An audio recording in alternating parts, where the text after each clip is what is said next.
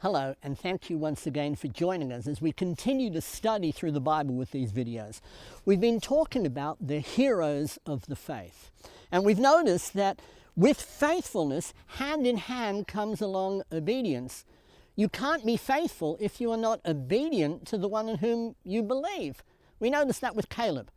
He was obedient. He was faithful to God in the way that he worshipped him. We saw Enoch in his lifestyle. He walked with God. He was obedient to God. And we saw Noah, how his faith caused him to be obedient when God had commanded him to build the ark. That's exactly what he did.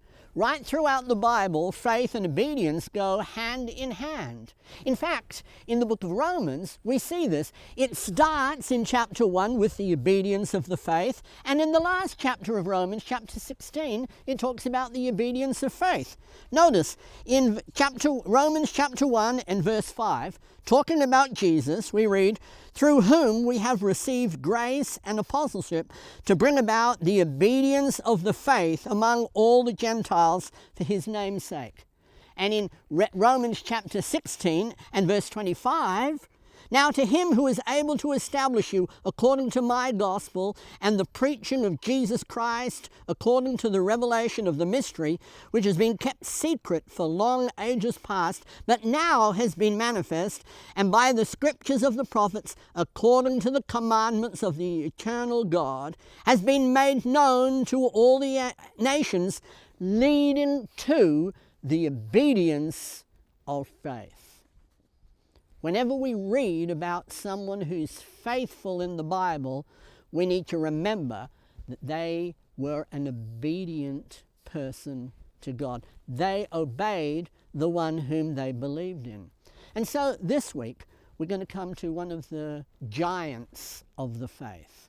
We're going to come to Abraham. Now, we could talk a great deal. In fact, the entire life of Abraham, we could get pictures of his faithfulness. We could talk about his faithfulness when he was called from his home to go into a foreign land which he didn't even own an inch of ground. Yet he was told that his children would possess the land. We could talk about how that he was told he would have children as numerous as the stars of the sky and of the sand of the sea. Even though Abraham was an old man, his wife was barren, and he had no children. But we're going to talk about the time after God had given him the child of promise, Isaac. We're going to talk about the time when God commanded Abraham to sacrifice this son of promise. God appeared to Abraham and called him to go up to the mountain that he would show him, and to offer his son Isaac, the promised son, as a sacrifice to him. And so we pick up the story in Genesis chapter 22 and verse 9. "Then they came to the place of which God had told him, and Abraham built the altar there, and arranged the wood, and bound his son Isaac, and laid him on the altar, on top of the wood. Abraham stretched out his hand, and took the knife to slay his son. But the angel of the Lord called to him from heaven and said, 'Abraham, Abraham.' And he said, 'Here I am.'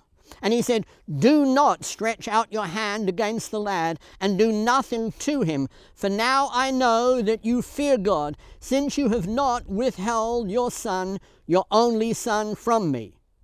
Then Abraham raised his eyes and looked, and behold, behind him a ram caught in the thicket by his horns. And Abraham went and took the ram and offered him up for a burnt offering in the place of his son."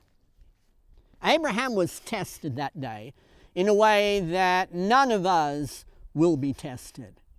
I can hardly imagine what it would have been like to have been asked by God to sacrifice his son. But God had a plan. He always has a plan. And he knew what was going to happen.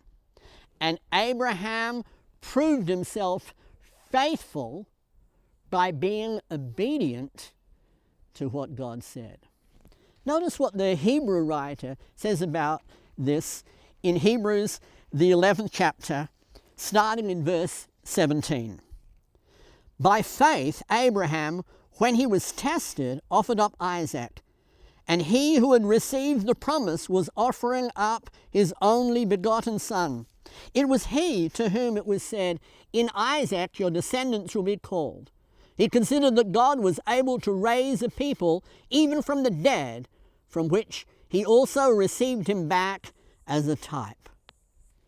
From this passage we can see clearly that Abraham had purpose to do exactly what God had said, believing that he would receive back his son through resurrection, that God would fulfill his promise, even though he was tested in such a way. Today our lives are a bit easier than Isaac's. Our testing doesn't reach to that limit, but still, the importance for us is as we read the New Testament and hear God speaking to us, we not only have to believe what it says, but we have to do what it says. We need to have the faith of obedience. We need to be obedient believers. Well, thank you once again for joining us. If you have any questions about this subject or any other, we welcome them. Please write them in the comments below and we'll get right back to you. Thank you and goodbye for now.